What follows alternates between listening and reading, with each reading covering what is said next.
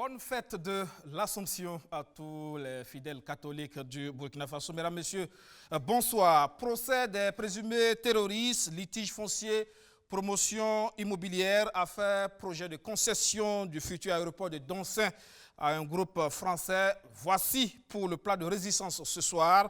Encore une fois, bonsoir et bienvenue à tous. C'est Jonathan Ilboudo qui pilote l'équipe du dimanche.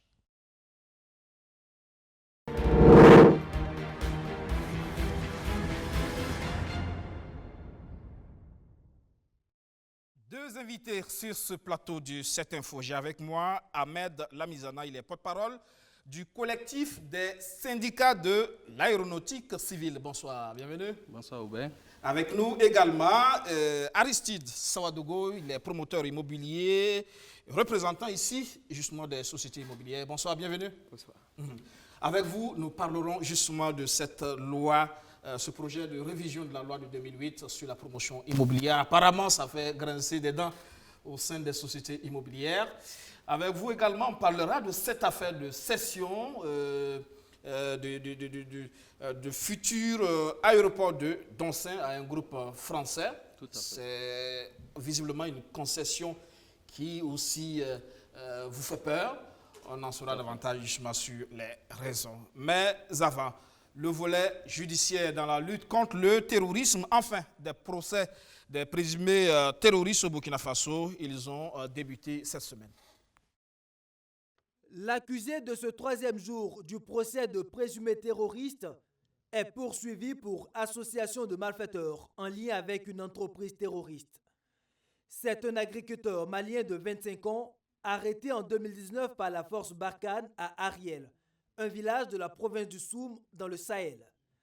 Selon les informations issues de l'instruction, il a été interpellé après le bombardement d'un camp terroriste où il surveillait de l'armement et des motocyclettes appartenant au groupe Daoula Islam, une branche de l'État islamique au Grand Sahara. Toujours selon l'instruction, il a quitté son village Kassa au Mali pour rejoindre ce groupe terroriste dans le Sahel burkinabé pour des raisons économiques. Il aurait appris que cette organisation paie 2 millions de francs CFA à ses combattants.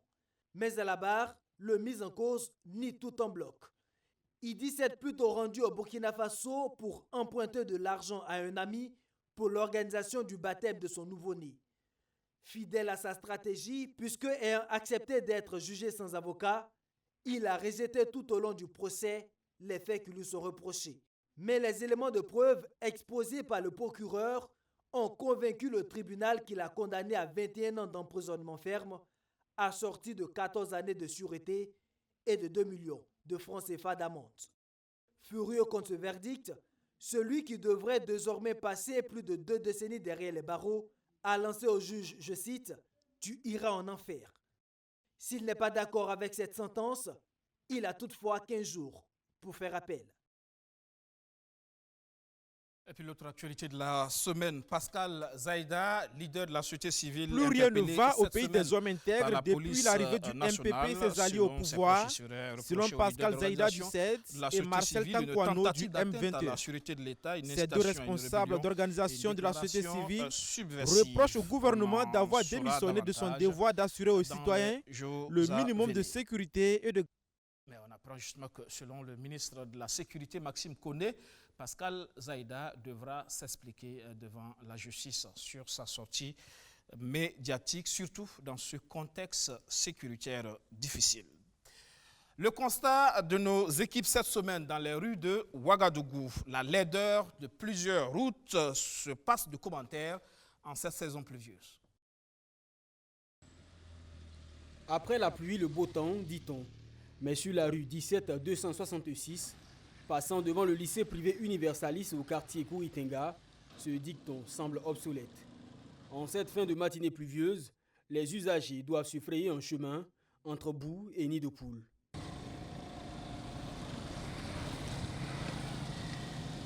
Cette route en mauvais état a pourtant connu une réfection il y a 2 années environ, mais son état aujourd'hui fait penser le contraire, au grand désarroi des riverains.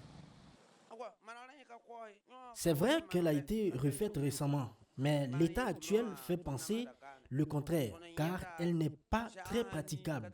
Cette route nous fait beaucoup souffrir. Nous sommes obligés de les boucher nous-mêmes.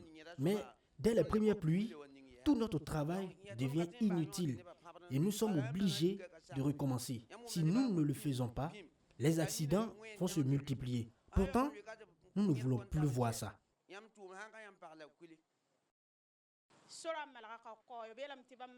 La route a été refaite il y a très peu de temps, mais je pense qu'elle n'a pas été bien faite. S'il pouvait reprendre, ça nous ferait du bien. Il y a trop de trous et les accidents sont nombreux. Sur l'avenue de la Dignité, allant du site du 75e anniversaire de l'église des Assemblées de Dieu jusqu'au rond-point de la Transition, même constat. Cette route bitumée, il y a moins de 10 ans, n'a plus fière allure. Du fait de ces énormes nids de poules, les désagréments sont quotidiens et les accidents très fréquents. Cette voie, c'est principal, ça part jusqu'à Koumsilera même. Donc, je vois que le goudron, ça n'a pas été longtemps. Il y a beaucoup de trous, il y a beaucoup de véhicules qui passent. Mais moi, à mon avis, je pense que le goudron n'a pas été bien fait. Parce que, c'est petit, c'est pas là, et puis c'est pas trop profond, quoi. Donc, mais il y a beaucoup de... la population met trop de... Vraiment, c'est pas facile parce que la voie là ne nous permet pas de bien circuler. Parfois, les gens tombent sur ce trou-là. S'ils viennent à vitesse et qu'ils ne sont pas au courant du trou, il y a d'autres même qui sont obligés de rentrer dans le trou par la force. Et deux fois, s'il y a l'eau, ça verse sur l'autre côté de ceux qui passent là. La route principale qui dessert la commune rurale de Saba, elle aussi est dans un état de dégradation avancée. Les travaux de bitumage de cette voie ont pourtant débuté en février 2013. 8 ans plus tard, voici ce qu'il en reste. Les riverains sont donc contraints de s'improviser techniciens des travaux publics. Avec les moyens du bord, ils procèdent de temps en temps à des raccommodages de cette route qui a plus que jamais besoin d'intervention. Nous voyons que les usagers souffrent sur cette voie, surtout ceux qui sont à moto. Ils tombent parfois ici. C'est pour cela que nous avons décidé de boucher ces trous avec nos propres moyens. Toute aide sera la bienvenue pour qu'on puisse limiter les dégâts. Ces trois routes ont un point en commun, la dégradation accélérée, ce qui suscite bien d'interrogations chez les Ouagalais sur la qualité du bitume utilisé. Contacté pour se prononcer sur ces routes de la capitale qui se dégradent rapidement, la mairie centrale n'a pas donné suite à nos sollicitations. Un autre visage à découvrir ce soir, celui des installations du poste Sonabel de Zano dans le Boulgou. Cet important centre de production est en souffrance, installation vétuste, mais aussi manque de personnel qualifié. Le poste 132-33 kV de Zano dans le Boulgou, un dispositif important dans la production énergétique au Burkina Faso. Il s'agit du barycentre, le centre névralgique de la production des deux plus gros barrages du Burkina en termes de production électrique. De quoi fournir de l'énergie à une partie des populations du centre-est et de l'est. Sur les traces de ce poste technique et du barrage de Bagré, une mission de l'autorité de régulation du secteur de l'énergie conduite par sa présidente. Objectif, s'assurer de la bonne exploitation de ces unités de production. Et nous faisons deux types de contrôles. Il y a ce que nous appelons des contrôles inopinés et il y a ce que nous appelons des contrôles programmés. Et cette sortie rentre dans le contrôle programmé. Ça veut dire que nous avons averti l'opérateur qui est la Sonabel ici avant de venir au poste. Et nous disons que c'est bon d'aller voir à Bagré, est-ce qu'actuellement le barrage reçoit assez d'eau? Quel est le taux de remplissage du barrage? 60%, c'est le taux de remplissage du barrage cette année, un taux inférieur à celui de l'année dernière, mais acceptable selon le premier responsable de la centrale électrique de Bagré. Quant à sa production d'énergie, la centrale est actuellement à 12 MW, un chiffre qui pourrait augmenter d'ici fin août. L'autre constat sur le terrain, c'est la vétusté des équipements. Le matériel électromécanique a besoin d'être modernisé pour mieux s'adapter aux défis du moment. Nous avons beaucoup de défis et comme vous savez, c'est une centrale qui est vieillissante. Il y a beaucoup d'équipements à remplacer et c'est des équipements qui ont besoin donc de financement. Donc le passage donc, de l'autorité de régulation Pour nous, c'est une chance parce que la voix de l'autorité porte. À côté de ces préoccupations techniques, il y a aussi la question du manque de personnel.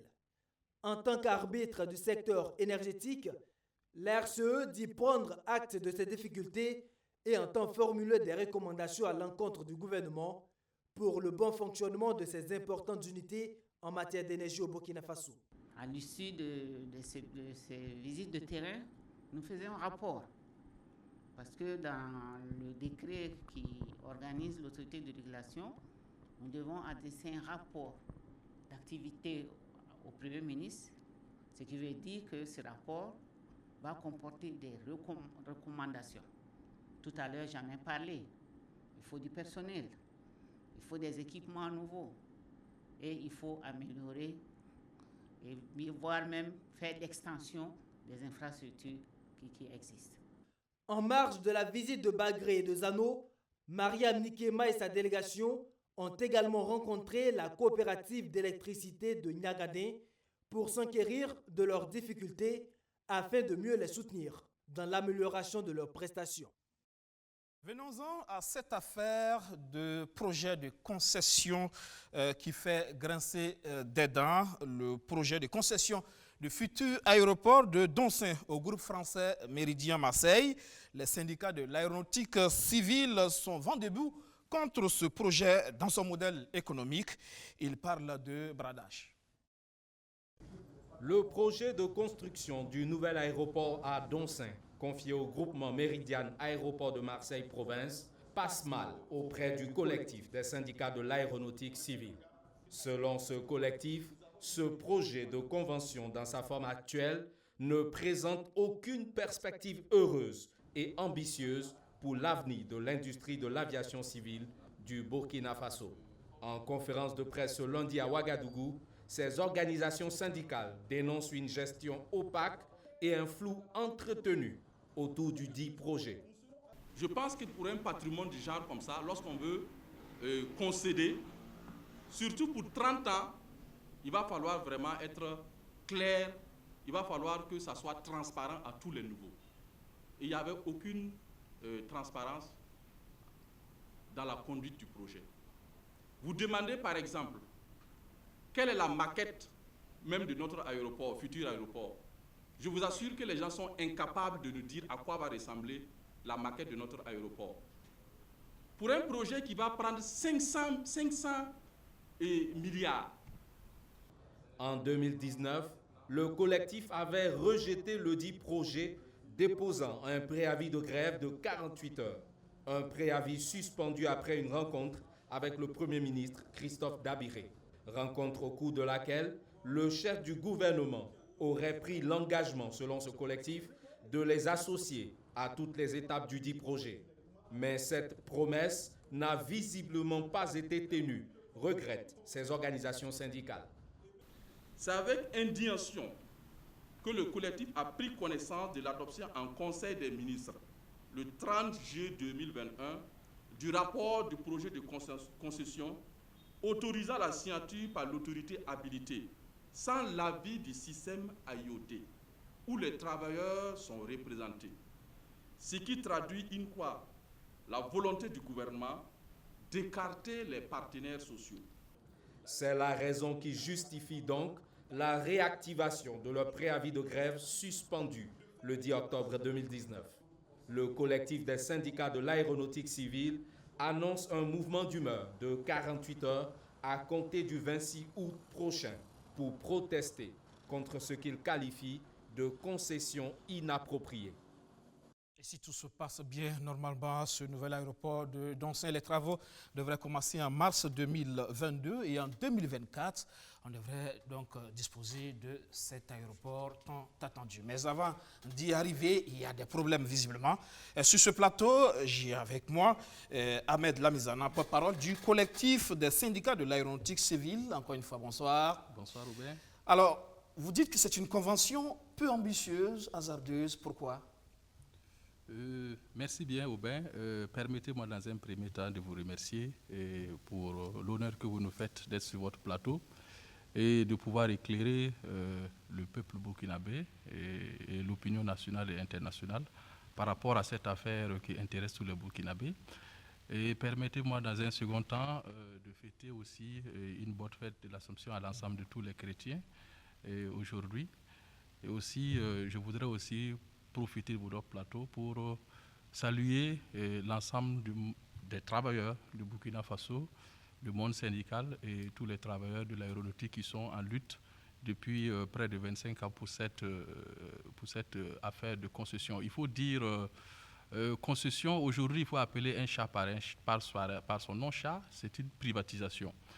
Pourquoi nous disons que le projet n'est pas ambitieux? Je l'ai dit tout de suite, vous l'avez présenté tout de suite dans votre reportage. Rien que la maquette, vous demandez quelle est la maquette, à quoi va ressembler notre futur aéroport. Les gens sont incapables de vous dire véritablement à quoi il va ressembler. Ça ressemble à du caracolage. Vous savez, pour un projet du genre comme ça, tout devrait être intelligemment et scientifiquement fait.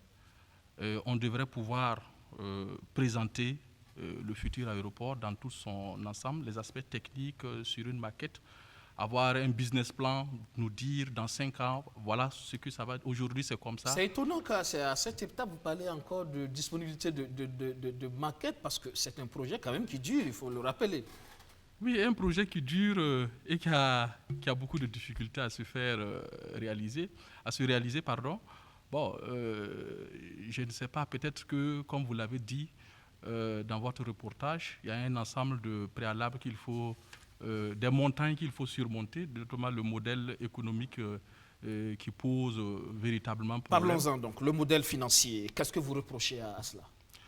Par rapport au modèle financier, ce que nous reprochons au projet, il faut dire que dans la stratégie actuelle, le gouvernement contracte des prêts auprès des institutions financières internationales à hauteur de à peu près 400 milliards.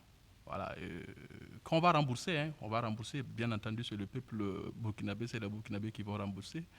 Et dans sa phase finale, nous partons voir, j'allais dire, un financier quelque part dans le monde pour prendre 134 milliards avec lui pour venir construire... Nous parlons de Méridien Marseille. Méridien Marseille, exact. Bon, pour le cas, si c'est Méridien Marseille qui a été, en tout cas, courtisé, si je peux dire comme ça, qui va venir avec 134 milliards, qui va gérer, construire l'aérogare. Et c'est Méridien Marseille qui va se charger maintenant de gérer l'aéroport pour 30 ans. Voilà, pour 30 ans, qui va récolter des recettes, qui va faire de la distribution, qui va en tout cas se charger de développer notre aéroport international sur 30 ans. Et je vous assure que 30 ans, ce n'est pas du tout rien. Vous savez que 30 ans, ça fait au moins 6 mandats présidentiels. C'est une génération, toute une génération qui s'engage. Et du coup, nous estimons que c'est véritablement un bradage. Pour nous, si l'État a pu mobiliser près de 400 milliards, ce n'est pas la centaine de milliards qu'on ne peut pas mobiliser pour terminer notre aéroport et s'asseoir sereinement, chercher le meilleur des gestionnaires. Ça peut être un privé, nous ne sommes pas contre les privés, qui va venir en tout cas gérer l'aéroport comme il le faut, avec des cahiers de charges très clairs, avec des résultats attendus à court terme, à moyen terme. Pour vous, c'est à l'État de financer le budget, les 500 milliards, et après, peut-être qu'on pourra confier justement la gestion à un privé. Tout à fait. Nous pensons que c'est la meilleure des options. L'option prise actuellement nous amène vraiment à céder une partie de notre souveraineté, à savoir l'aéroport international de Ouagadougou. Vous savez que l'aéroport, c'est un domaine de souveraineté. Et je rappelle que la frontière, l'aéroport, c'est une frontière. Voilà, c'est comme si vous donnez votre frontière à quelqu'un qui va le gérer pendant au moins une trentaine d'années. Vous perdrez les pays dits puissants, États-Unis, France, Angleterre, etc. Allez-y voir, les aéroports, c'est les États qui les gèrent. Même en Afrique, les pays qui ont en tout cas une activité, un secteur aérien très développé, vous allez voir que les aéroports sont étatiques. Voilà. Oui, mais en même temps, on sait aussi qu'à l'étape actuelle des choses, l'aéroport international de Ouagadougou, il y a déjà des difficultés de gestion. justement entre les différentes parties. Vous prenez justement l'ANAC, l'Agence nationale de l'aviation civile, vous prenez l'ANAM, justement, vous prenez dans la délégation aux activités aéronautiques nationales. Il y a un problème aussi de gestion des conflits par rapport à la répartition. Il y a un problème, donc autant le confier à un privé, c'est plus simple, non? Non, dire qu'il y a un problème, ce n'est pas juste. Ce n'est pas du tout juste. Et disons que la DAN existe depuis les années 90, ça fait près de 30 ans que la DAN existe. La DAN gère le système assez bien. Je ne dis pas que tout est rose. Nous ne disons pas que tout est rose. Il y a certainement des difficultés, comme toute œuvre humaine d'ailleurs. Mais ça fait près de 30 ans que l'ANAC existe, la météo nationale existe, la DAN existe. Elle est arrivée à faire marcher le système assez correctement. Et à ce propos, il y a une réforme que nous avons engagée. Voilà, une réforme d'ailleurs qui est soutenue par notre ministre de tutelle, qui consisterait à véritablement assurer l'autonomie des structures régaliennes. Nous avons même demandé ça. Nous avons même demandé à ce qu'on aille dans ce sens d'abord, avant même réformer le secteur, faire en sorte que les structures régaliennes telles que l'ANAC et l'ANAM aient leur autonomie. Vous savez que sans ces structures régaliennes, il n'y a pas d'aviation civile. C'est ça aussi qui est la vérité. Et la réforme était en cours, il y a un certain nombre de décrets qui sont en étude, et après il y a des arrêtés pour pouvoir faire une clé de répartition et faire en sorte que ces structures régaliennes-là aient en tout cas une autonomie pour dynamiser le secteur de l'aviation civile. Donc je ne crois pas que les difficultés tant parlées sont des points qui peuvent empêcher... Oui, les difficultés, on le dit parce que vous-même vous l'avez reconnu au niveau du collectif syndicat, vous l'avez reconnu que les aéroports pour la plupart ne sont pas rentables. Près de 70% des aéroports dans le monde ne sont pas rentables, vous l'avez reconnu. L'aéroport de Ouagadougou n'échappe pas justement à cette donne. Et à travers, on l'a vu justement, le point du Conseil des ministres, c'est quelque chose comme 294 milliards et demi qui seront justement dégagés dans le cadre de cette concession pour les caisses de l'État. C'est quand même quelque chose. Tout à fait. Et voilà pourquoi d'ailleurs nous nous sommes inquiets de ce projet. Comme vous l'avez si bien dit, les études ont montré que pour qu'un aéroport soit rentable, il faut au moins avoir 1 million de passagers par an. À Ouagadougou, nous n'avons pas 1 million de passagers par an. Et ce qu'on est en train de faire, voilà pourquoi nous disons que c'est un bradage. L'État a tenté, effectivement, à travers un appel d'offres international, d'avoir un gestionnaire. Mais ça a été infructueux. Ils sont allés courtiser quelqu'un qui vient et qui va venir nous imposer ces conditions. Actuellement, comme je vous dis, le système qui est là, ça marche relativement bien. Je peux vous donner des exemples de par le Méridien Marseille. Ils étaient au Gabon. Vous êtes journaliste, vous pouvez rechercher. Ils étaient au Gabon. L'État gabonais a été obligé de résilier leur contrat. Parce que le Gabon avait concédé pour, je crois, une trentaine d'années aussi. Mais en 30 ans, l'investissement qu'ils ont mis n'était pas à la hauteur. Ils ont été obligés, constatant justement que ces aérodromes secondaires qui étaient en train de mourir. Parce que le problème qui se passe, ils prennent la partie la plus, j'allais dire, intéressante, qui est l'aéroport de la capitale politique, parce que c'est là-bas qu'il y a toutes les recettes. Alors qu'un aéroport, un pays, ce n'est pas ça. Il y a des aéroports secondaires qui sont là qu'il faut faire vivre. Voilà pourquoi les aéroports doivent pouvoir vivre en réseau. Vous savez que le système des aéroports tel qu'il s'est fixé sur le territoire national, c'est même stratégique même pour notre armée. Les Burkinabés n'ont pas le droit de laisser mourir les aéroports secondaires. Vous donnez comme l'aéroport de Bobo. Comme l'aéroport de Bobo, par exemple. C'est l'aéroport de Bobo qui fait vivre l'aéroport de Ouagadougou. Aujourd'hui, ils prennent juste l'aéroport de Ouagadougou qui fait vivre l'aéroport de Bobo. Pardon, oui, tout à fait. L'aéroport de Ouagadougou, je corrige, vous avez bien fait. L'aéroport de Ouagadougou qui fait vivre l'aéroport de Bobo. Parce que Ouagadougou, Bobo, ça fait 2% des recettes. Et c'est comme ça que les aéroports fonctionnent un peu partout dans le monde. Du coup, ils prennent l'aéroport de Ouagadougou et l'aéroport de Bobo, nous ne savons pas véritablement comment est-ce que ça va fonctionner. Et mieux, les autres aéroports secondaires, comment ça va fonctionner. Il y a le cas de Aéria à Abidjan. Vous pouvez partir, vous pouvez faire les enquêtes, vous allez voir.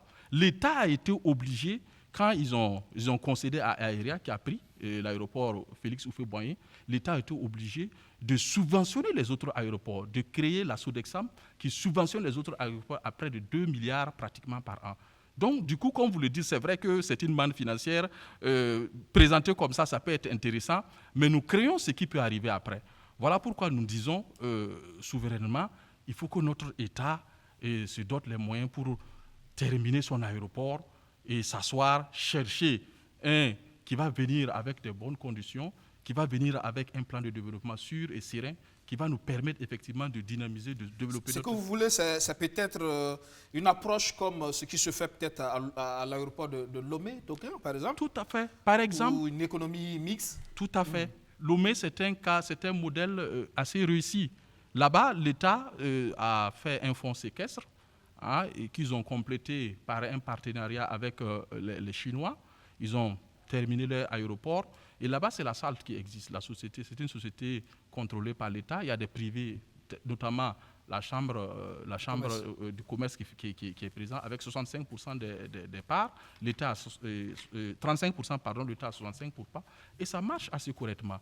Ils n'ont pas de problème. Je pense que les Burkinabés peuvent faire aussi mieux que les Togolais au lieu de brader notre aéroport à des gens qui ne sont pas des philanthropes, je vous assure. Mais il y a aussi, parlons toujours d'exemple, l'aéroport Blaise Diagne de Dakar, qui est géré aussi par un privé, par le système justement BOT. Et ça aussi, c'est une concession, c'est quand même sur 30 ans d'exploitation. Tout à fait, vous avez totalement raison. Voilà pourquoi nous disions, nous ne devons pas procéder par mimétisme. Les modèles de Blaise Diagne, les modèles de Lomé, de peut-être Niamey devraient pouvoir nous inspirer. Est-ce que vous savez que, par exemple, Blaise Diagne, quand ils ont terminé à près de centaines de milliards aussi, ils étaient obligés de débourser des milliards plus tard pour certifier l'aéroport. Parce qu'un aéroport qui n'est pas certifié aussi n'est pas un aéroport, j'allais dire, attractif. Vous avez aussi des inquiétudes sur le plan technique? Tout à fait, il y a des inquiétudes sur le plan technique. Et là aussi, ce que nous ne comprenons pas, même nos structures qui ont la compétence pour participer et pour, j'allais dire, apporter un certain nombre de touches techniques, ils sont écartés. Vous pouvez faire l'enquête, vous pouvez sortir, aller demander, voir si des structures telles que l'ANAC, ou bien même la SECNA, ou bien même la météo, ou bien la régie, sont pleinement dans la stratégie. Comme vous le savez, on l'a dit dans notre conférence de presse, il y avait un cadre qui existait, le système IOD. Et c'est de là-bas qu'on discutait de tout, de toute la stratégie, etc. etc. Et entre-temps, ils ont substitué cette commission, ce comité-là, par un comité technique qui a analysé les aspects financiers certainement de la convention. Et puis bon, ils ont fait un passage en force lors d'un conseil des ministres pour adoption du rapport. Vous soulevez des inquiétudes, mais est-ce que vous avez cherché à voir la convention pour savoir exactement ce qu'il y a là-dedans? Et je peux vous dire qu'au jour d'aujourd'hui, nous n'avons pas la nouvelle convention proposée. Et voilà pourquoi nous disons que ce projet-là doit se faire en toute transparence. Je l'ai dit tout à l'heure, c'est 30 ans. C'est 30 ans dans une nation, ça va au-delà du régime actuel. Il y a des régimes qui vont venir après. Nous estimons d'ailleurs que cette convention devrait même passer devant l'Assemblée nationale pour que l'Assemblée nationale puisse l'examiner. Au jour d'aujourd'hui, nous ne savons même pas ce qui est dans cette convention. C'est ce qui nous inquiète. La dernière fois, quand nous nous sommes inquiétés de ce qui se passait, on nous a donné la convention. Nous avons pu regarder, nous avons pris connaissance. Nous espérons que cette fois-ci, nous allons avoir cette convention parce que ça fait partie, en tout cas, d'une de nos, j'allais dire, exigences par rapport à notre préavis de grève. Nous exigeons en tout cas que nous ayons cette convention, que nous puissions regarder là-dedans pour voir aussi bien le modèle financier et les aspects techniques sont rassurants pour le secteur. Peut-être qu'il faut commencer par là, chercher à avoir la convention, ça peut vous permettre peut-être de surseoir à votre mouvement de grève. Nous l'espérons. Nous avons déposé notre préavis, comme je vous l'ai dit, c'est le point 2 de notre, j'allais dire, préavis. Nous l'avons demandé. Nous espérons que le gouvernement va effectivement prendre langue avec nous parce que nous ne sommes pas opposés au dialogue. D'ailleurs, les syndicats de l'aéronautique civile savent bien dialoguer. Nous avons une certaine maturité en termes de dialogue. Pour peu qu'on nous appelle, qu'on joue la transparence avec nous, qu'on nous montre la convention, qu'on s'assure qu'il y a un certain nombre de garanties, on pourra effectivement trouver des points de consensus et l'aéroport pourra être construit pour le bonheur des Burkinabés. Mais brader l'aéroport de cette manière nous inquiète à plusieurs titres. Vous savez que de par le passé, l'État a eu a bradé des domaines de souveraineté aussi. Et aujourd'hui, il a du mal même à s'en défaire. Je vais parler de Citaraï, par exemple. Tous les Burkinabés sont aujourd'hui pris en étau. On nous a mis dans un camisole de force depuis 1995 et aujourd'hui, on ne peut pas en sortir. Pratiquement toutes les gares ont été fermées. Les licenciements ont suivi. Et d'ailleurs, quand on me montre au Burkina Faso un exemple de privatisation qui a réussi, le monde syndical, nous avons assez connaissance. La privatisation a fait au moins 6 000 licenciés avec son corollaire de mort. Il n'y a même pas eu une privatisation qui a été réussie. Du coup, on vient dans ce projet encore pour brader notre aéroport pour 30 ans. Nous pensons que... Mais la gestion publique aussi, on sait que là aussi, ça monte des limites. Hein. Quand vous prenez l'aéroport de Ouagadougou, chaque année, l'État injecte de l'argent, alors qu'en retour, l'État ne gagne rien. Non, je peux vous assurer que l'aéroport de Ouagadougou, l'État n'injecte pas de l'argent. Il y a une délégation aux activités aéronautiques nationales qui est là actuellement, qui gère l'aéroport assez correctement. L'État n'injecte pas de l'argent dedans. Je ne dis pas que tout est rose. Mais en tout cas, il y a eu ces travaux là, au niveau de l'aéroport, ça a coûté quand même plus d'1 milliard. Oui, il faut dire que dans le contrat de délégation aussi, il est dit que quand il s'agit de grosses œuvres, telles que ce qui s'est passé, je crois, en 2006 ou 2007, hein, à savoir la réfection de l'aérogare, dans le contrat de délégation, c'est l'État. Mais même là, la DAN a participé. La délégation aux activités a contribué et l'État a complété. Voilà. Alors, est-ce que, comme le disent certains, ce n'est pas plutôt vos emplois qui vous préoccupent, la peur de perdre vos avantages, que vous voulez préserver? Peut-être c'est ça qui vous enlève le sommet, non? Plutôt que véritablement la concession. Oui, il faut dire qu'en tant que syndicalistes, nous n'allons pas jouer à la démagogie. Il faut dire que, comme je l'ai dit tout à l'heure, il n'y a pas une privatisation au Burkina qui a réussi. On a vu la privatisation, le monde syndical a fait le bilan, c'est 6 000 licenciés avec son corollaire de mort. Voilà. Donc, du coup, si on doit privatiser, on doit avoir des assurances qu'effectivement, il n'y aura pas de licenciement, il n'y aura pas de compression, les droits avantages acquis des travailleurs seront préservés. Ça, c'est tout à fait naturel. Maintenant, qu'on dise que nous sommes dans un confort, bon, je pense qu'en toute modestie, les travailleurs de l'aéronautique civile sont rémunérés à juste titre. Nous ne sommes pas mieux rémunérés que nos confrères allez-y en Côte d'Ivoire, à Abidjan, vous allez voir comment nos collègues sont mieux rémunérés là-bas. Allez-y à Niamey, vous allez voir.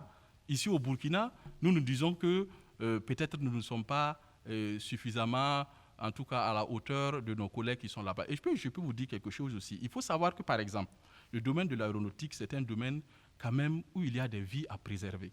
Vous savez, un crash tout à l'heure, lorsque ça se produit, vous-même vous êtes journaliste, vous savez que ça fait l'écho d'une bombe. C'est un désastre. C'est un désastre.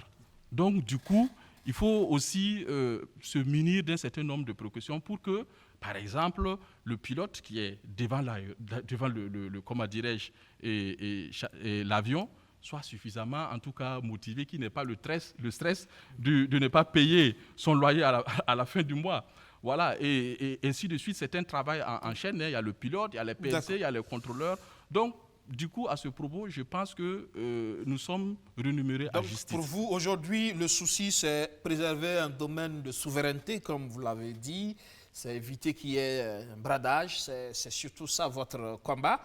Et donc, vous annoncez un préavis de grève les 27 et 28 août prochains. C'est bien ça? Tout à fait. Mais peut-être qu'avant ça, si vous avez la convention, vous l'analyserez et peut-être que ça permettrait de sursoir à cette grève. Tout à fait. Tout est possible. Nous sommes ouverts au dialogue. Nous ne sommes pas fermés. Nous avons déposé un préavis avec 7 points d'exigence. Pour peu que le gouvernement nous appelle, que nous nous assoyons sur une table de négociation, nous allons négocier avec le gouvernement les meilleures conditions. D'abord, pour préserver les emplois, pour préserver les droits avantages acquis, pour aussi faire en sorte que le secteur de l'aéronautique, dont nous sommes la fer de lance, parce qu'il faut se dire que c'est nous qui sommes à l'avant-garde pour préserver les intérêts du peuple burkinabé. Nous ne sommes pas pour ce bradage qui est en train de se dessiner. Nous sommes contre et nous pensons que le combat que nous le faisons au nom de tous les Burkinabés. C'est un combat noble à notre entendement. Merci, M. Ahmed Lamizana. Je rappelle que vous êtes le porte-parole du collectif des syndicats de l'aéronautique civile. Merci. Merci bien, Aubin. Vous restez avec nous pour la suite de cette info. Autre dossier brûlant de la semaine, le litige foncier à Tengandogo, en banlieue ouagalaise. 71 familles menacées de déguerpissement sur des terrains qu'elles ont pourtant acquis régulièrement, mais qui appartiennent déjà à un particulier. La mairie de Komsilga, mise en cause, s'est expliquée cette semaine. L'affaire des 71 attributaires de parcelles de terre sommées de déguerpis de la commune de Komsilga continue de faire des vagues. Aujourd'hui, c'est le conseil municipal qui rompt le silence et se prononce sur cette affaire. En conférence de presse ce mercredi, Issouf Nikiema, maire de Komsilga, rassure. Il a rencontré Amidou Tamboura, propriétaire du domaine d'une superficie de 20 000 mètres carrés, et l'a invité à surseoir son intention de déguerpir les 71 familles installées depuis une dizaine d'années. En tout cas, je peux vous dire qu'on a pris les démarches, n'est que hier et avant-hier, avec monsieur le haut-commissaire, monsieur le maire de la commune de Ouagadougou, avec monsieur Tamboura, pour demander à monsieur Tamboura de patienter. Et la mairie va essayer de voir comment trouver comme solution pour les 71 ménages. Mais en tout cas, il a donné son accord qu'il va patienter. C'est à la mairie maintenant de faire une bonne proposition et voir son avocat s'il est satisfait ou pas. Des propositions, le maire Issouf Nikiema en avait fait déjà en juin dernier à Amidou Tamboura, mais ce dernier, non satisfait, a entrepris de procéder à une exécution de la décision de justice par voie d'huissier. Le maire saisit également l'occasion pour rappeler comment on en est arrivé à cette situation. Selon lui, Amidou Tamboura aurait bénéficié des autorités municipales de l'époque d'une superficie de 2731 mètres carrés en 2009 comme compensation après avoir cédé son domaine de 20 000 mètres carrés pour un projet de lotissement de la Sonature. Dans cette dynamique de compensation, d'autres promesses lui auraient été faites mais n'ont pas été tenues du fait de la mesure gouvernementale de 2011 suspendant les opérations de lotissement. C'est ainsi qu'il décida en 2016 d'intenter un procès contre la mairie de Komsilga. Voilà pour ce qui est de cette affaire foncière qui défraie la chronique. Sur ce plateau, j'ai avec moi Aristide Savadogo. Vous êtes promoteur immobilier, mais vous êtes là pour le compte donc des sociétés immobilières. Et là, vous êtes aussi en colère contre l'État, notamment le ministère de tutelle, le ministère en charge de l'urbanisme, de l'habitat et de la ville, parce qu'il y a ce projet de révision de la loi de 2008 portant promotion immobilière. C'est bien ça. Vous avez des soucis avec cette loi. On en parle donc dans les détails. À commencer déjà par le point 1. Ce projet, vous dites, remet en cause le droit du propriétaire terrien à céder librement ses terres. En quoi ce projet remet en cause le droit du propriétaire terrien? Alors, bonsoir, M. Guébré. Bonsoir à l'ensemble des téléspectateurs. Bonne fête de l'Assomption à l'ensemble des chrétiens, l'ensemble des catholiques de Burkina Faso. Merci pour l'honneur que vous nous faites de nous inviter ce soir pour échanger autour de cette question. Avant toute chose, j'aimerais donc qu'on redéfinisse la promotion immobilière. Parce que quand on dit la promotion immobilière, il y en a qui pensent que c'est peut-être la construction, comme un peu du BTP. Et donc, quand on parle du foncier, on trouve qu'on outrepasse. Donc, j'aimerais un peu préciser ça. La promotion immobilière consiste à réaliser ou à faire réaliser des opérations de lotissement et d'aménagement de terrain destinées principalement à l'habitat.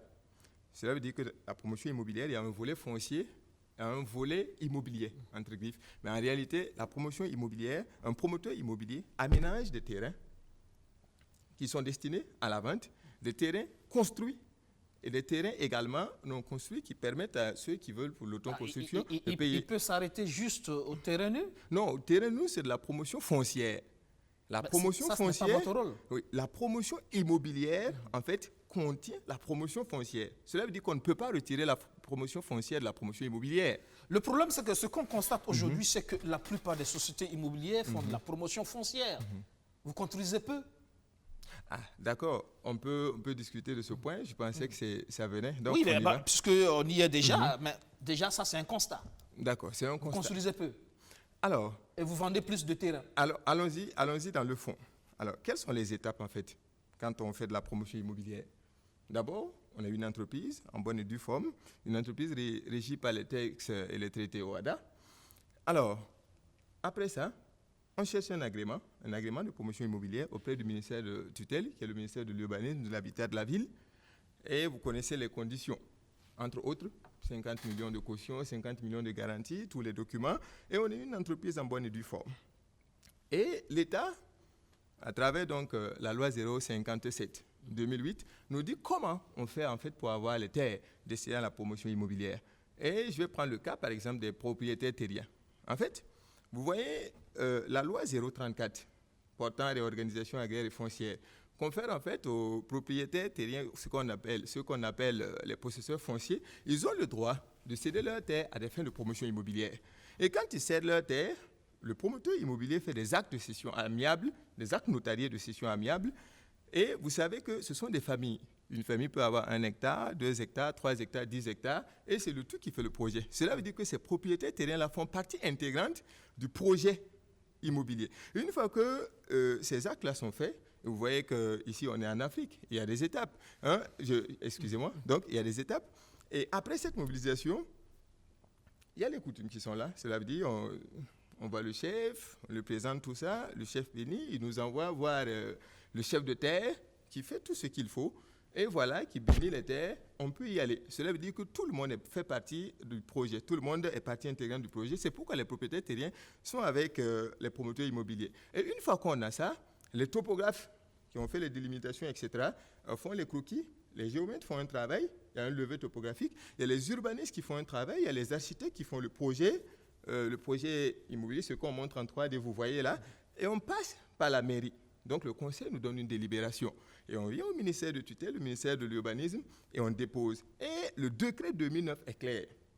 Le décret 2009 qui accompagne cette loi-là, qui traite un peu de l'approbation, quand on dépose le dossier au ministère de l'urbanisme, les services techniques ont 15 jours. Ont 15 jours pour examiner, et le ministre a 15 jours pour l'approbation. Cela veut dire qu'il peut accepter, il peut refuser, selon ce que le service technique va montrer du dossier. Voilà. Et donc, si le ministre rejette le projet, il doit le notifier et motiver, voilà, dans le même délai au promoteur.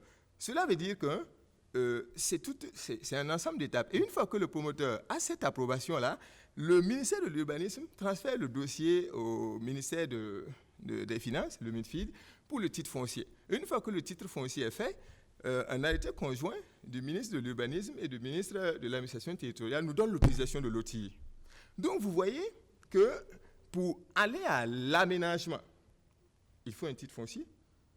Et nous sommes prêts, les promoteurs suivent, hein, mais les dossiers sont bloqués dans le circuit, par exemple. Donc à un moment donné, comment vous voulez qu'un promoteur immobilier puisse avoir des fonds venant des fonds d'investissement ou des banques sans déposer un titre? Et donc, il y a un problème au fond, qui fait que le promoteur immobilier, vous voyez, il y en a qui ont déposé leur dossier depuis 2016, il y en a qui ont déposé depuis 2017. Vous voyez, tout ce laps de temps-là, il y a des dossiers qui sont là, qui ne sont pas traités. Et donc, vous voyez que ça pose un problème. Donc, nous demandons, je profite de le dire, nous demandons en fait qu'il y ait un accompagnement, d'abord dans le traitement des dossiers et également dans la délivrance, des délais de délivrance des différents titres pour permettre aux promoteurs de mobiliser des fonds, d'investir, parce que les promoteurs sont décidés. Les promoteurs sont décidés à accompagner l'État dans les aménagements. Vous savez que l'État seul ne peut pas. C'est lourd. Oui, mais il faut que vous montez aussi sérieux, parce que l'État, son rôle, l'État veut voir les citoyens avoir rempli le droit au logement de chaque citoyen. Mais les promoteurs immobiliers sont là pour accompagner dans ce sens. Mais encore une fois, ce qu'on constate, c'est que vous construisez peu, vous vendez plus des parcelles. Vous avez un titre foncier, vous morcelez, et encore une fois, est-ce que ces parcelles déjà même sont reconnues au niveau du cadastre, parce qu'on a vu récemment des plaintes de citoyens qui ont payé et qui ont acheté des terrains, des parcelles avec des promoteurs immobiliers, mais qui ont voulu faire toute la paperasse pour avoir le PEH pour construire. Ils ont été confrontés à une difficulté qui est qu'on reconnaît juste le titre foncier qui appartient à la société, mais on ne reconnaît pas de parcelle. D'accord. Moi, je pense qu'il faut que nous fassions une analyse de la situation. Il faut voir juste le fond du problème. Vous voyez, quand le promoteur immobilier a un titre foncier, c'est un titre foncier de base qu'on appelle couramment un titre foncier mère.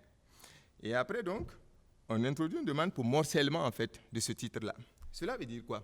Si vous venez me voir pour un terrain, il y a les références. Cela veut dire qu'il y a la section, il y a le lot, il y a le numéro de la parcelle, et je vous fais une attestation parce que vous avez souscrit. Voilà, je vous délivre une attestation. Et cette attestation-là, en fait, cette attestation plutôt m'engage. Cela veut dire que vous avez souscrit, vous avez votre terrain sur mon site et que les références ne seront pas changées quand le titre foncier sera là. Parce que le promoteur dispose d'un titre foncier de base, un titre foncier mère, et il faut un morcellement. Et donc, si vous venez, vous souscrivez, je vous donne une attestation, et maintenant, le circuit, ça veut dire que c'est un processus. Le guichet unique, qui est une structure de Minefil, va délivrer le titre foncier individuel, extrait en fait du titre foncier de base. On l'appelle titre foncier mère, et c'est ce que je vais vous délivrer, et par acte notarié, vous allez poursuivre donc après construction et tout, à la mutation à votre nom. Donc le document final du promoteur immobilier, c'est le titre foncier. Mais l'attestation d'attribution a une valeur juridique, parce que ça nous engage, ça vous confère le terrain, le promoteur immobilier reconnaît, vous avez souscrit, et vous avez une parcelle avec telle section. Le citoyen veut une parcelle en son nom. Oui, bien sûr. En fait, vous voyez... C'est là que ça traîne. Oui, non, mais là, ce n'est pas le fait du promoteur immobilier. C'est le fait de la chaîne de traitement. C'est le fait de la chaîne de traitement. Vous voyez, le guichet unique est clair.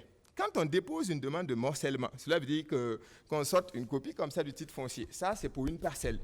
Voilà. Si, par exemple, vous souscrivez, je vous donne une attestation, j'introduis une demande pour qu'on sorte ça pour vous. Et le guichet unique est clair. Il faut 45 jours. C'est 45 jours le délai max. Mais vous voyez que je peux introduire et attendre 2 ans sans avoir le titre. On fait comment? Voilà, c'est les lenteurs. Sinon, le promoteur immobilier, il vous délivre le titre foncier à la fin. Mais si vous avez l'attestation, cela veut dire que vous avez la pleine propriété de votre terrain. Les références sont là et le titre foncier sort avec ces mêmes références. Et vous l'aurez. C'est introduit dans la chaîne. Pourtant, le ministre l'a dit clairement ici sur notre plateau à Suffrage de vérité que c'est risqué. Que le citoyen qui va payer justement ce type de terrain avec les promoteurs immobiliers, ça c'est risque et péril parce que ce n'est pas reconnu. Et moi je pense que je vais vous proposer quelque chose. Si vous venez mardi c'est ouvert, je vous fais une attestation, vous faites le choix, je vous fais une attestation. Par exemple, sur ce titre foncier, je vous fais une attestation pour dire, monsieur Aubin Guébré, voilà la parcelle que vous avez, à laquelle vous avez souscrit, voici les références. Et j'envoie ce document-là chez le notaire qui va vous faire un acte qui accompagne. Et c'est fini. Venez, vous allez voir. Et pourtant, bon, les plaintes sont là. D'accord. Ça, c'est la parenthèse. Alors, quand vous dites que ce projet de loi remet en cause justement le droit du propriétaire terrien à céder librement ses terres, en quoi est-ce que ça remet en cause cela? D'accord. Parce que le ministre Sankara semble dire le contraire. Pour lui, c'est la dimension promotion foncière qui est visée par les propriétaires terriens. Alors, pour cela, j'aimerais vous lire... l'article 14 du projet de loi. L'article 14 dit que les terres urbaines destinées à l'activité de promotion immobilière sont constituées par l'État, les collectivités territoriales et leurs autodémembrements.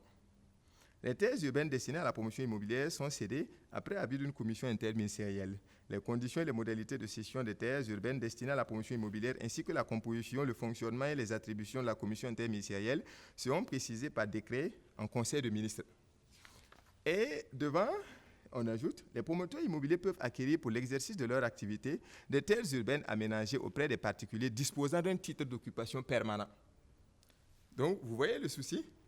Le propriétaire terrien ou le possesseur foncier, prenons le propriétaire terrien, on va vers lui, ou encore, ça peut être, vous voyez, beaucoup de projets que nous pilotons, c'est des propriétaires terriens qui nous ont dit, venez, nous, on souhaiterait donc travailler avec vous dans le cadre donc, de l'aménagement de nos terres.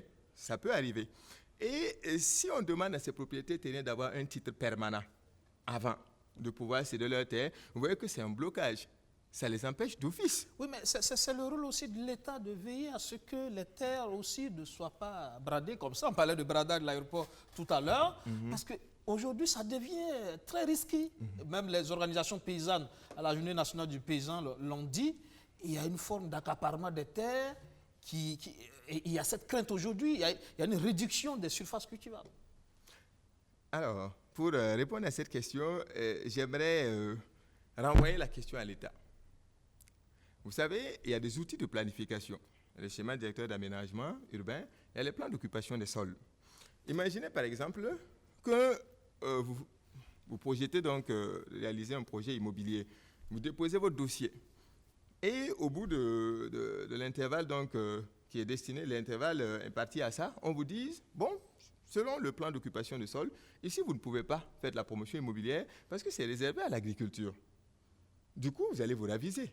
Mais si on prend votre dossier, on fait 2 ans, 3 ans, 4 ans, et on vient vous dire, écoutez, voilà, vous voyez que ça pose un problème.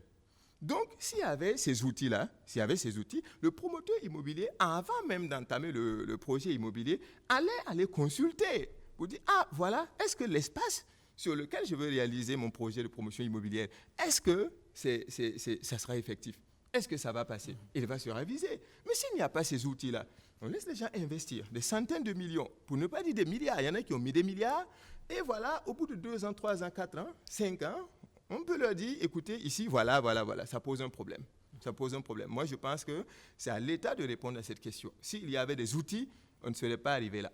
Alors, et vous dites que ce projet-là, ça apparaît comme un moyen pour l'État de récupérer les terres des particuliers, garanties par justement la loi de 2012. Pour vous, l'État veut récupérer les terres des particuliers?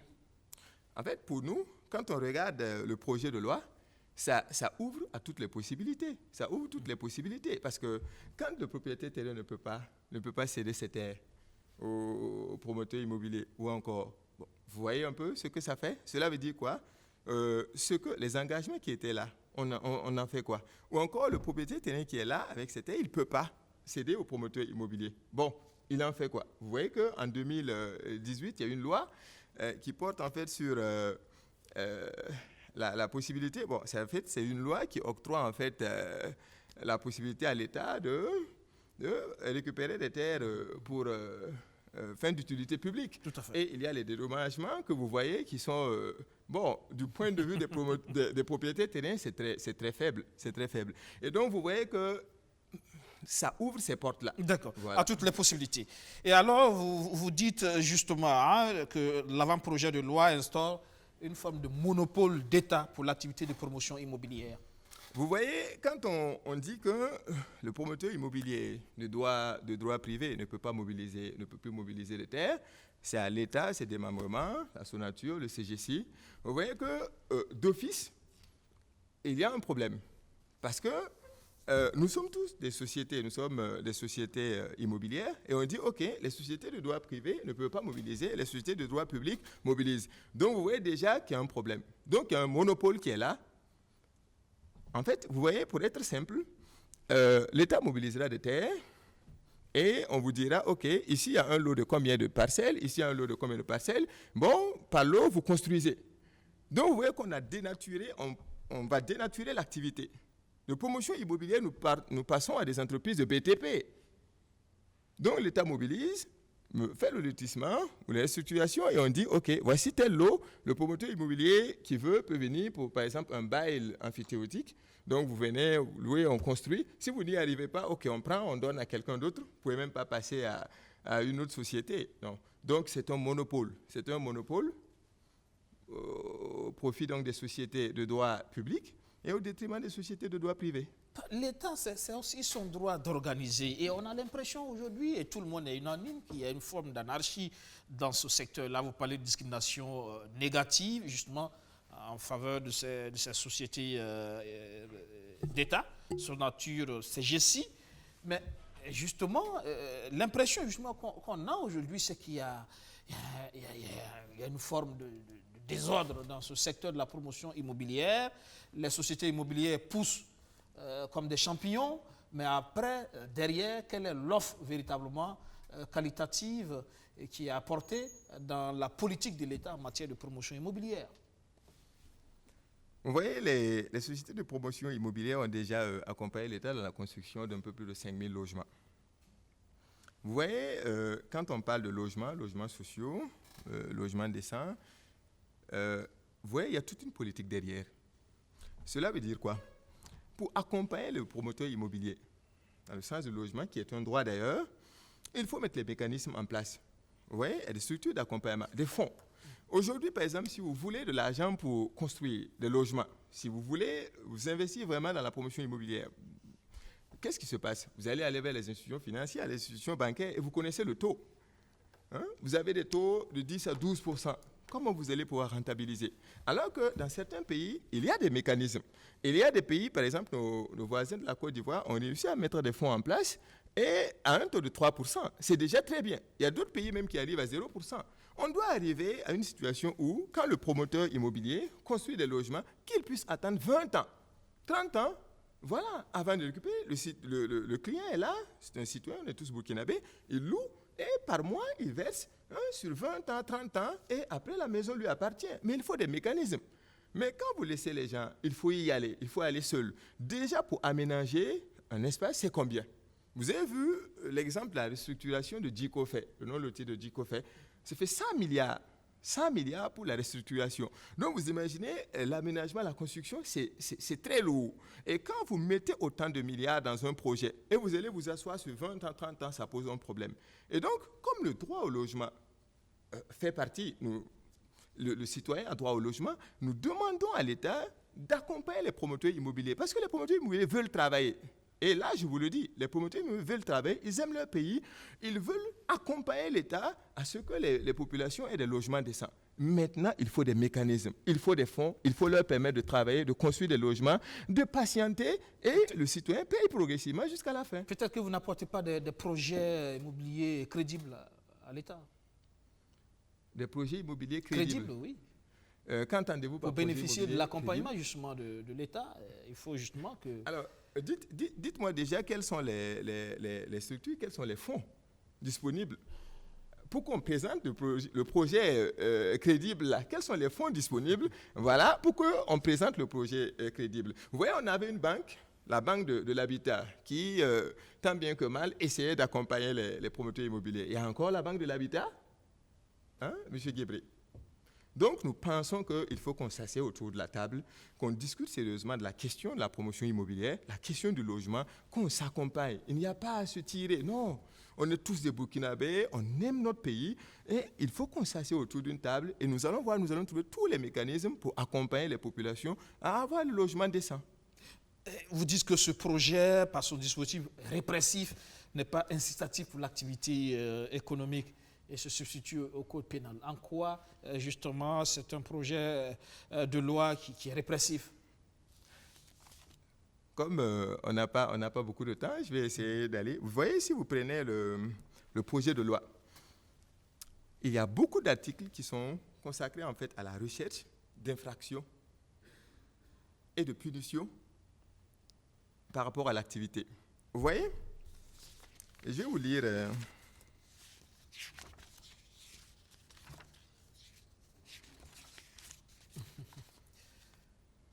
Bon, d'accord, donc on va aller au lieu de... Voilà, je vais un peu résumer.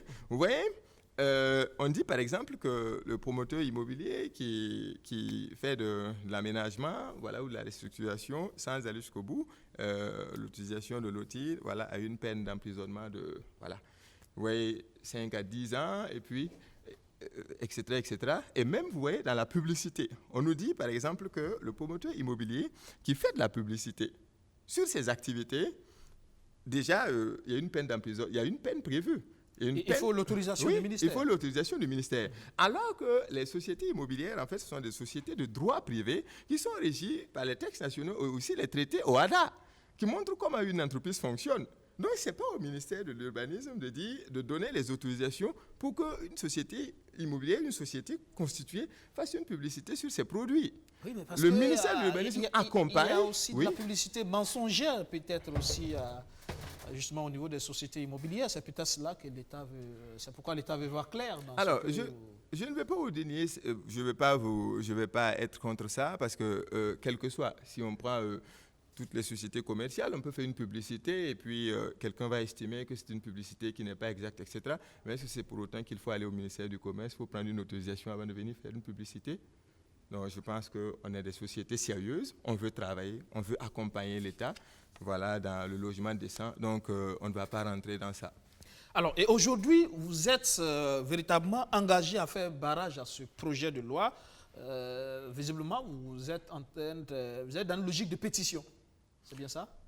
Absolument. C'est comme ce que je vous disais. Vous voyez, les promoteurs immobiliers, je vais le dire, nous sommes tous des Burkinabés, je répète, et on aime notre pays.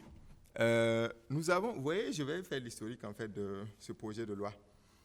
Quand nous avons été invités à Manga pour un atelier, pour l'examen en fait de ce projet-là, c'était un avant-projet, nous avons fait nos observations.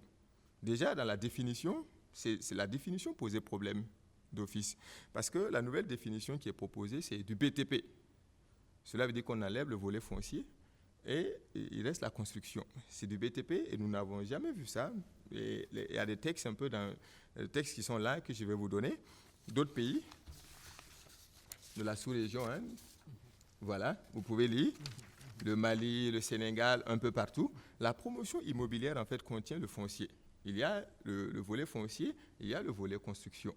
Et donc, nous avons dit non, il faut un modèle mixte dans la promotion immobilière, qu'il y ait le volet aménagement, le volet vente de terrain et qu'il y ait le volet construction. Cela ne veut pas dire que nous voulons vendre rien que des terrains. Non.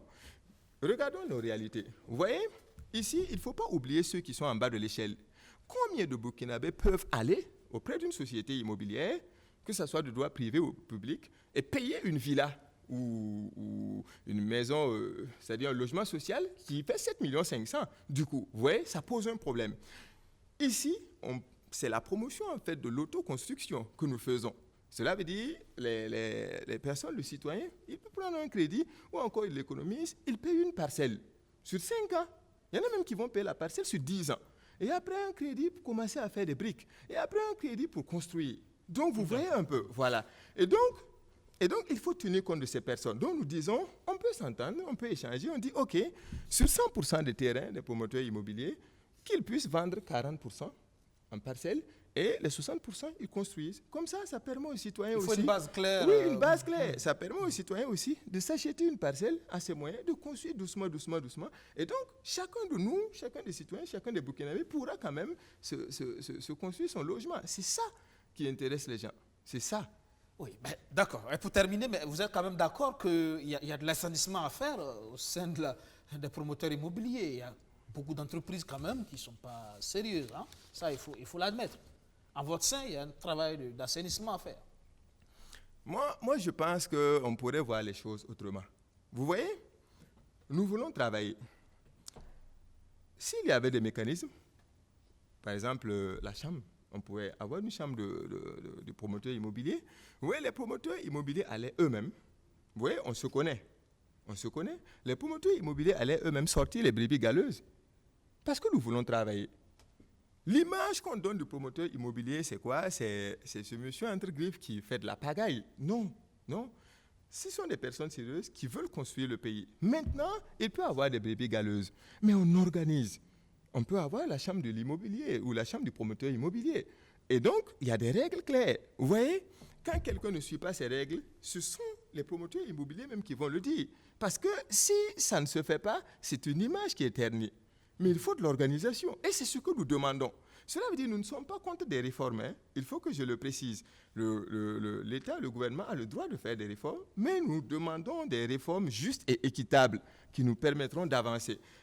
Et pour un peu terminer, voilà, j'aimerais vous dire que les débats que nous menons sur la légalité de telles choses ou si les promoteurs immobiliers font ceci, ça, je pense que la majeure partie des citoyens ne s'intéressent pas à ça réellement. Ce qui préoccupe le citoyen dans ces échanges-là, c'est est-ce qu'il pourra avoir un lopin de terre pour se construire un logement? Est-ce qu'il pourra avoir un logement décent dans lequel loger avec sa famille? C'est ça. Et donc, ce que nous proposons, c'est quoi? Au lieu d'aller dans des tensions, qu'on s'assied autour d'une table. On dit que les promoteurs immobiliers ont des terres autour de la ville, autour de Ouaga. Oui, on s'assoit. Vous avez immobilisé des terres. C'est ce que tout le monde dit. Mais je vais vous dire quelque chose. C'est une vérité. Je vais vous dire quelque chose. Et je vous donne ça. Je vais vous dire quelque chose et vous aurez la preuve tout de suite. Voilà. Je vous demande de le lire si c'est possible. Une proposition d'accompagnement de réalisation de 5 000 logements socio-économiques, contribution des promoteurs à l'appurement du passif et aux opérations de restructuration. Très bien. On a envoyé cette lettre-là au ministre pour lui demander donc à accompagner l'État dans la construction de logements et surtout dans l'appurement du passif. Vous avez sorti un document tout de suite. Vous voyez que les lotissements qui avaient été faits par les collectivités, l'État, il y a toujours eu des tensions. Et votre article de tout de suite le montre à souhait. Et donc, c'est pour éviter ces tensions-là que la loi portant promotion immobilière était venue pour accompagner ce travail. Et maintenant, excusez-moi, il faut que je termine rapidement. Voilà. Et maintenant, voilà qu'il y a eu des problèmes, le passif. La commission d'enquête parlementaire a montré ce qu'il y a eu. Et vous voyez que la Sonature, par exemple, est incriminée dans le morcellement de la bande verte de Ouaga 2000. Tout ça, c'est des éléments qui sont là. Nous disons que nous allons accompagner l'État dans l'appurement du passif. On s'assoit, on échange. Vous voyez, on a une équation à plusieurs variables. On a les propriétaires terriens qui ont leur terre, du fait que leurs ancêtres y étaient et leur ont cédé. Et il y a l'État qui a besoin de terre pour construire des infrastructures, et c'est tout à fait normal. Il y a le promoteur immobilier qui a investi son argent dans des projets pour accompagner son pays. Il y a le citoyen qui a besoin de lopin de terre pour se construire une maison. Il y a ceux qui sont dans les non-lotis. Alors, il faut qu'on s'entende et qu'on trouve une solution. Et ce que nous proposons, c'est quoi? Si nos dossiers qui sont là, qui constituent le passif, si cette loi passe, on a des dossiers qui sont déjà avancés, qui sont au ministère et qui n'ont pas encore été déposés. Mais il y a un travail qui est fait. On s'assoit autour d'une table et on dit, désormais, à chaque fois qu'on donne l'arrêté pour un promoteur immobilier, pour son projet, on retient combien % pour l'État, combien % pour ceux qui sont dans les zones non loties, parce qu'il faut qu'on gère les zones non loties. Et nous sommes prêts, les promoteurs sont prêts à accompagner l'État à ceux qui sont... Oui, et ceux qui sont dans les non loties, qu'ils aient des parcelles. D'accord. Voilà. Et donc, si on s'entend, on va trouver une solution. Au lieu d'être là à couteau tiré, non, nous sommes tous des Burkinabés, nous aimons notre pays, nous ne voulons pas qu'il y ait un problème. Déjà, le pays a des problèmes sur le plan sécuritaire un peu partout. Donc, ce que nous devons, cette bombe foncière, cette bombe foncière qui est là, et nous ne souhaitons pas, non, nous voulons qu'on s'assied autour d'une table pour trouver une solution pour notre pays parce que nous l'aimons plus que tout. D'accord. Peut-être que le ministère va suffisamment ouvrir le dialogue avec les promoteurs immobiliers dans les jours à venir avant justement que cette loi ne soit adoptée. Merci Aristide Savadogo, promoteur immobilier, d'être passé dans le 7 Info ce soir. Merci pour vos explications. Merci. Mesdames, Messieurs, ça sera tout pour ce numéro du 7 Info. Merci de l'avoir suivi. Excellente suite de programme sur notre chaîne. À demain.